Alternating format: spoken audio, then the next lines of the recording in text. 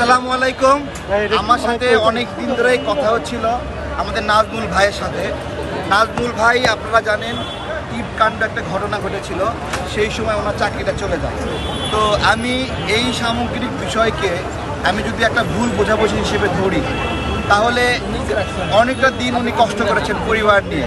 উনি এখন একটা মিডিয়ার সহযোগী হিসেবে চাকরি নিয়েছেন, কিন্তু একজন পুলিশ সদস্য, তার অনেক আশা ভরসা, একটা পারিবারিক বিষয় আছে, ওনার সন্তান আছে, আমি দেখেছি সন্তান নিয়ে অনেকদিন বসে থাকে।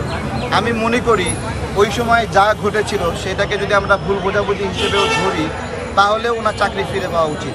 এমনকি যারা ওনার প্রতি সংক্ষুব্ধ আছেন, ওনার বিরুদ্ধে অভিযোগ দিয়েছেন, মামলা দিয়ে, তাদেরকে অনুরোধ করি যে আপনারা এখান থেকে সরে আসেন। এটা নিয়ে অনেক আলোচনা হয়েছে।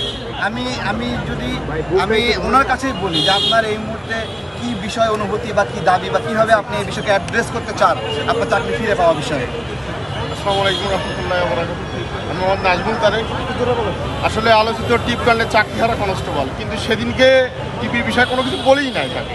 তারপরেও সে একটা ভুল বোঝাবুঝির মাধ্যমে, একটা অনাকাঙ্ক্ষিত পোস্টের মাধ্যমে ব্যাপারটা ব্যাপকভাবে ভাইরাল করে। কিন্তু তার সাথে আমার টিপির বিষয়ে কোনো কটূক্তি করিও না, এবং 2 সদস্য বিশিষ্ট তদন্ত কমিটিতেও রিপোর্ট পাই নাই। তারপরে এই ভুল বোঝাবুঝিকে একটা অবসানের প্রয়োজন। কারণ কি, আমি বাংলাদেশ পুলিশ থেকে 4 বছর ধরে বাইরে আছে, আমি আমার পরিবার নিয়ে মানবতার জীবনযাপন করতেছি। আসলে একটা চাকরি হারিয়ে একটা অসংখ্য জীবনযাপন করতেছি, পারিবারিকভাবে, সামাজিকভাবে সমস্ত জায়গায় হেয়র সৃষ্টি হচ্ছে। কাজেই আমি আজ কয়েকদিন ধরে প্রেস ক্লাব অবস্থান কর্মসূচি করতেছি, এবং তারেক ভাইয়ের সাথে আমার কথা হয়েছে। আমি মাননীয় প্রধানমন্ত্রী বরাবর একটা স্মারকলিপি প্রদান করার জন্য আসছি মেনলি। আর আমি চাই যে আসলে সেই যে ভুল বোঝাবুঝিটা, সেটার একটা অবসান ঘটে। আমি আমার সম্মান সহ আমি চাকরি ফেরত চাচ্ছি ভাই। আমি আমি আমি আমি এটাকে খুবই যৌক্তিক মনে করছি। আমার জায়গা থেকে আমিও সরকারের কাছে আবেদন জানাই যে আমাদের নাজমুল ভাই চাকরি ফিরে পাক, ওনার সন্তানরা দুমুঠো খেতে পারুক।